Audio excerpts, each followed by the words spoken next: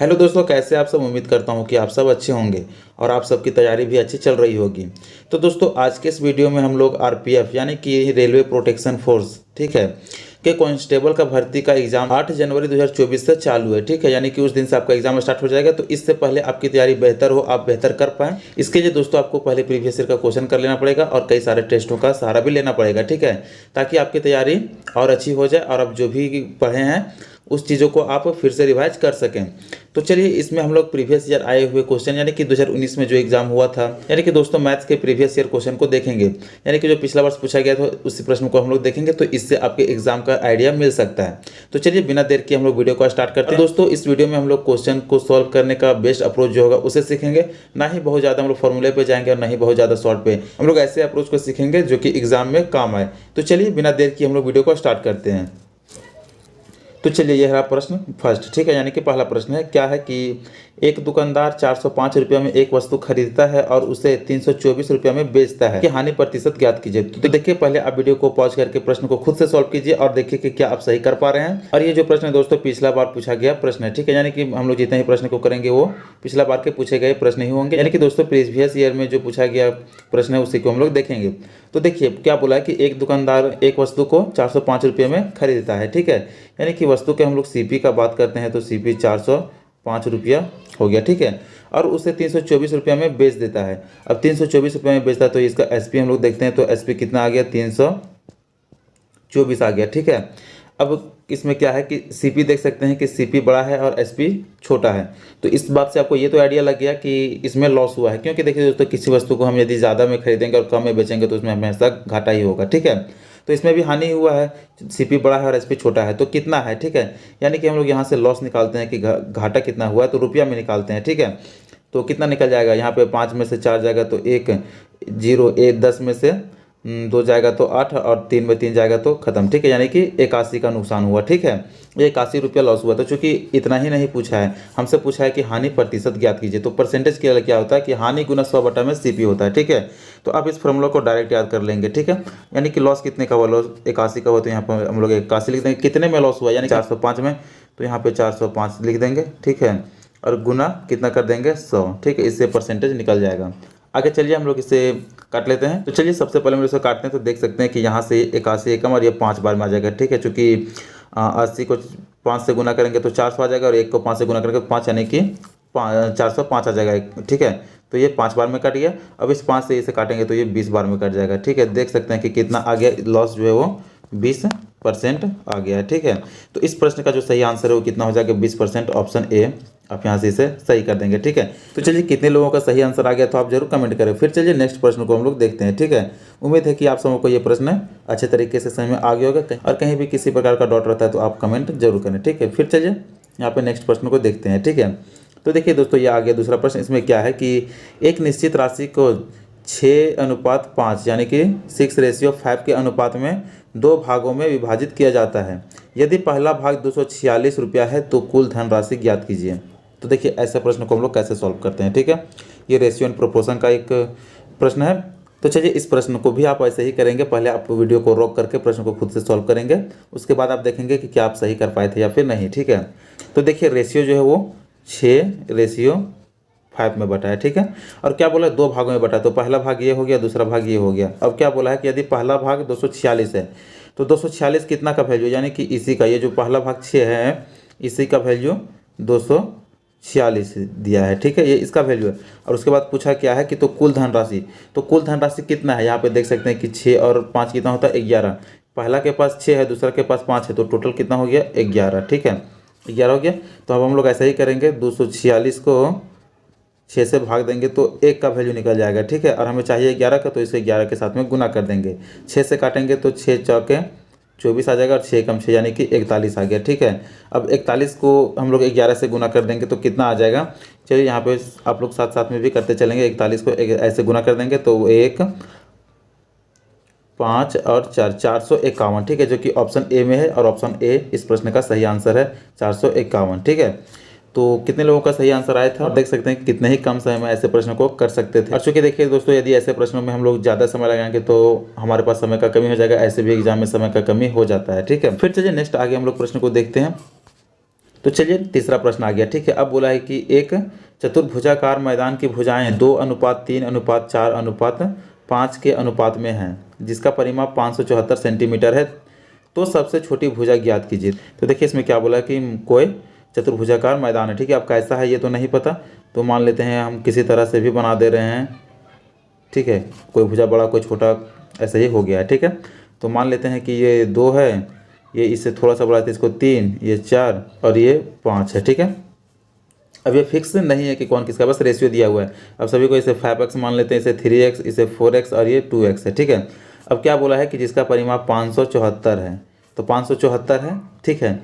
यानी कि टोटल का जो है वो परिमाप 500, तो किसी भी चतुर्भुज का परिमाप क्या होता है, चारों भुजा को हम लोग योग कर देते हैं या जोड़ देते हैं, ठीक है। तो इसका परिमाप चलिए निकालते हैं। तो यहाँ पे करते हैं 2 को 4 के साथ जोड़ेंगे तो 6, 6 को 3 में जोड़ेंगे तो कितना आ जाएगा, 6 3 9 और 9 को 5 से जोड़ेंगे तो 14। चलिए अब आगे हम लोग देखते हैं कि जोड़ने पर कितना आ गया, 14x। तो यहाँ से करेंगे 14x के बराबर जो है वो कितना आ गया, 574, ठीक है। 574, तो इसे हम लोग काटते हैं, 14 दूनी 28, 14 तिया 42, 14 चौके 56, ठीक है। 14 चौके 56 और फिर बच जाएगा 14 एकम 14, यानी कि 41 आ गया, ठीक है। अब बोला है कि सबसे छोटी भुजा, तो सबसे छोटी भुजा कौन है, यहाँ पे 2x है, 5x है, 4x है, 3x है, तो इन सारे में से छोटी x 2x ही है, ठीक है। तो यहाँ पे x का वैल्यू कितना आ गया है, 41 आ गया, ठीक है। तो सबसे छोटी भुजा बोला है 2x को, तो हम लोग 2 गुना 41 कर देंगे और जिसका आंसर आ जाएगा 82, ठीक है। यानी कि आपका जो इस प्रश्न का सही आंसर 81 नहीं, 84 नहीं, 82 हो जाएगा, ठीक है, जो कि ऑप्शन सी में सही है, 82 सेंटीमीटर। तो उम्मीद है कि आप सबको अच्छे से समझ में आ रहा होगा। फिर चलिए नेक्स्ट हम लोग देखते हैं प्रश्न संख्या 4 को, ठीक है। तो देखिए ये रहा प्रश्न संख्या 4। अब क्या बोला है कि धातु के एक टुकड़े का मूल्य 375 रुपये से बढ़ाकर 450 रुपये कर दिया गया है, इसमें कितने प्रतिशत की वृद्धि हुई है। यानी कि मेटल का कोई एक टुकड़ा है, ठीक है, जिसका मूल्य 375 रुपया था, लेकिन अब उसका मूल्य यानी कि उसका 450 रुपया कर दिया गया, तो इसमें कितने प्रतिशत की वृद्धि की गई है, ठीक है, कितने प्रतिशत की वृद्धि हुई ये पूछा है। तो चलिए सबसे पहले हम लोग देखते हैं कि न्यू रेट इसका क्या है। तो चलिए नया रेट हम लोग लिखते हैं, नया रेट 450 है, ठीक है। और फिर ओल्ड वाला लिखते हैं, तो ओल्ड में कितना था, 375, ठीक है।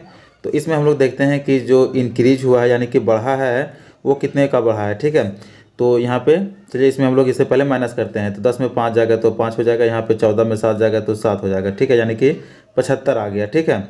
तो 75 का इंक्रीज हुआ यानी 75 बढ़ा है, तो किस में बढ़ा है, इसमें ही बढ़ा है ना।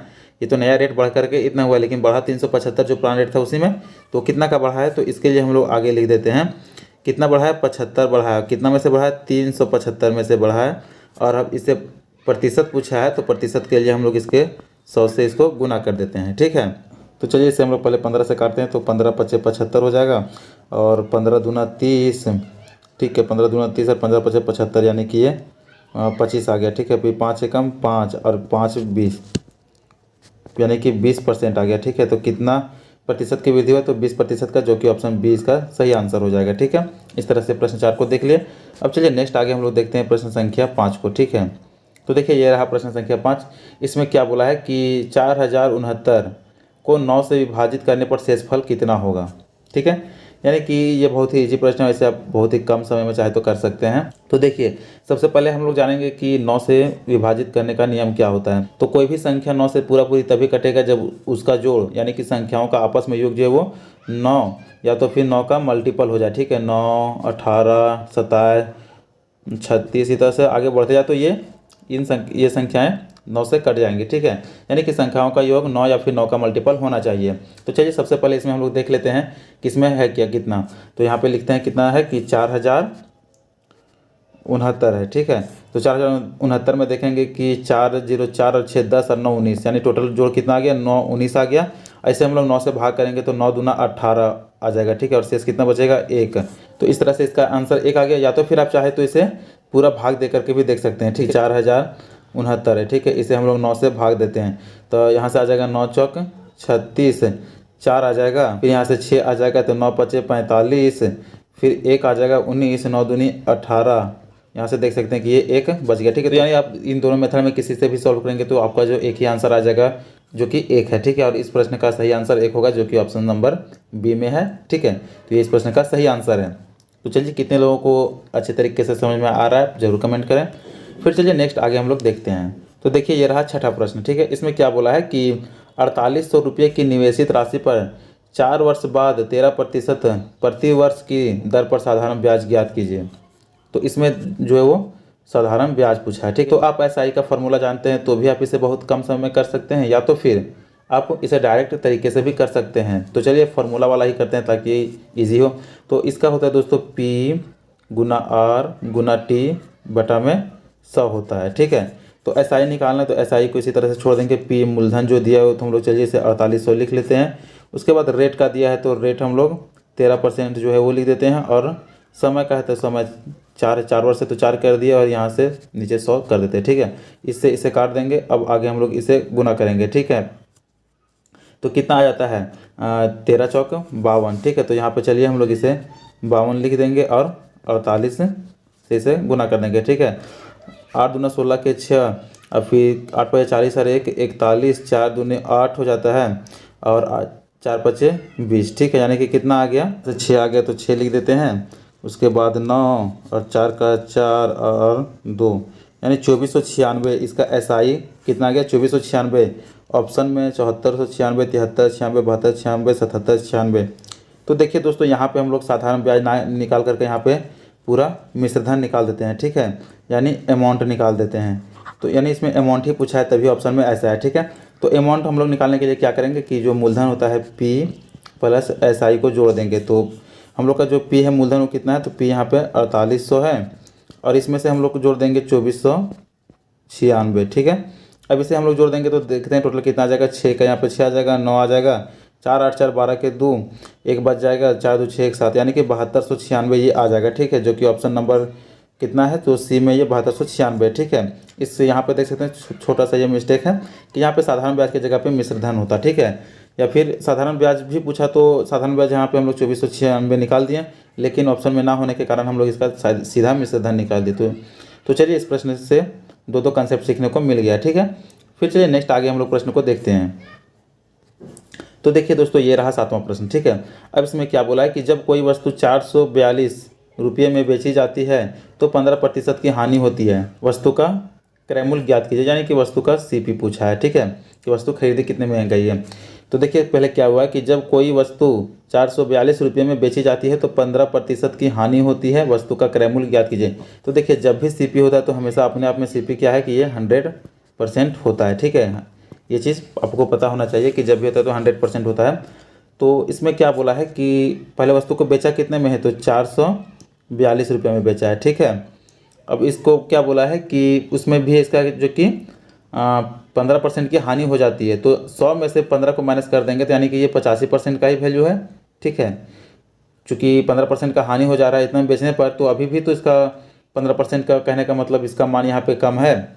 तो ये जो भी वैल्यू दिया गया वो 85% का, ठीक है। और इसके बाद हम लोग 100 से गुना कर देते हैं, ठीक है। तो चलिए इसे अब हम लोग आगे सॉल्व करेंगे। तो इस तरह से इस प्रश्न का जो है वो सही आंसर यानी कि सीपी आ जाएगा, ठीक है।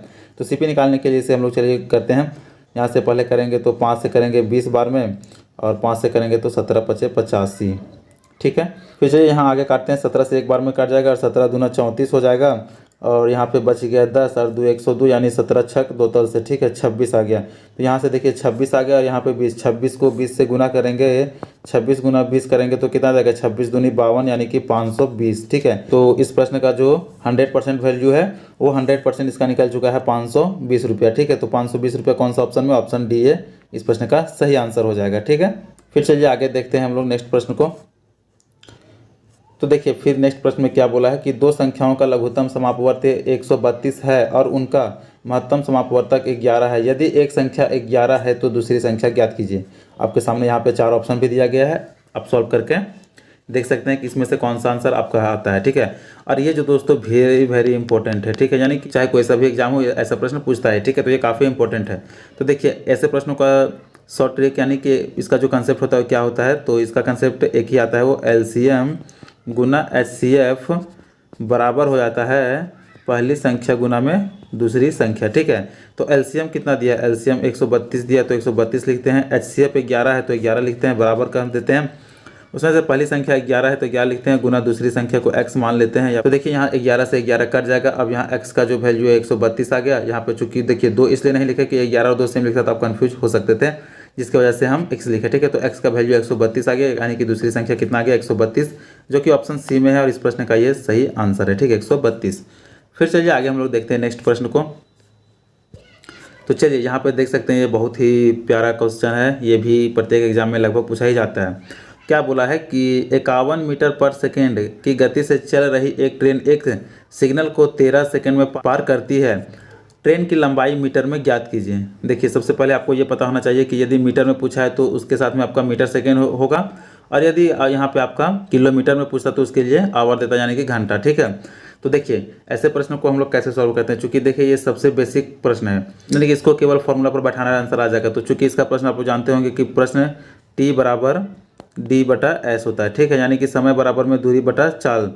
तो समय इसमें देख सकते हैं कि टाइम कितना दिया है 13 सेकेंड दिया है, तो यहाँ से हम लोग चलिए इसे 13 लिख देते हैं, यानी कि जो दिया गया है बस वही लिख देना है और आगे सॉल्व कर देना, ठीक है। डिस्टेंस हम लोग से पूछा है लंबाई, चूंकि लंबाई डिस्टेंस को ही, देखिए क्या होता है ना कि ट्रेन कोई सिग्नल बोर्ड कोई आदमी को पास करे या कोई पेड़ को पास करे, कोई खंभा को पास करे, तो वैसे में अपना जो है वो खुद की लंबाई को पार करता है, ठीक है। तो चलिए यहाँ पे डी को हम लोग वैसे ही डी ही लिख देते हैं, बटा में एस स्पीड कितना है, तो यहाँ से 51 है, ठीक है। अब डिस्टेंस बराबर हम लोग को ये निकालना है, तो डिस्टेंस बराबर क्या हो जाएगा, यहाँ पे क्रॉस मल्टीप्लिकेशन हो जाएगा, यानी कि 51 गुना में 13 हो जाएगा, ठीक है। 3 हो जाएगा 5 और यहाँ से फिर 1 और 5 कितना आ गया 3 6 6 663 मीटर, चूँकि मीटर में पूछा है, ठीक है। तो इस प्रश्न का सही आंसर जो हो जाएगा कितना हो जाएगा 653 663 673 683, यानी कि ऑप्शन बी 663 ये सही आंसर है, ठीक है। तो चलिए कितने लोगों को समझ में आ रहा है आप जरूर बताएंगे। फिर चलिए नेक्स्ट प्रश्न को हम लोग देखते हैं। तो चलिए दोस्तों ये रहा 10वां प्रश्न, ठीक है। और इस प्रश्न को आप देख सकते हैं कि सरल कीजिए, और यहाँ पे आप देख सकते हैं कि आपका ये जो है वो क्वेश्चन दिया गया है, ठीक है, कि 12 माइनस फिर ब्रैकेट 24 माइनस फिर ब्रैकेट 72 भाग 3 माइनस फिर ब्रैकेट 30 माइनस 50 भाग 5 ब्रैकेट बंद भाग 20 और फिर बाकी का टोटल ब्रैकेट बंद है, ठीक है। तो इस प्रश्न को हम लोग कैसे सॉल्व करेंगे, अब ऐसे प्रश्न को आप स्कूल टाइम से ही पढ़ते आ रहे होंगे, तो कैसे सॉल्व करेंगे वो आप लोगों को आइडिया होगा, और नहीं है तो आप लोगों को बता देता हूँ कि इसे हम लोग बोर्ड मास रूल से सॉल्व करते हैं ऐसे प्रश्नों को, ठीक है। तो बोर्ड मास रूल से सॉल्व करके आप इसके आंसर तक पहुंचेंगे, और आपका आंसर कितना आता है आप कमेंट कर जरूर बताएंगे। तो ये वीडियो आप लोगों को कैसा लगा आप कमेंट कर जरूर बताएं, और आप चाहते हैं कि ऐसा ही वीडियोस प्रीवियस ईयर का मिलते रहे तो आप चैनल को सब्सक्राइब कर बेल आइकन जरूर प्रेस कर लें, ताकि मैं आप लोगों तक नोटिफिकेशन पहुँच सके।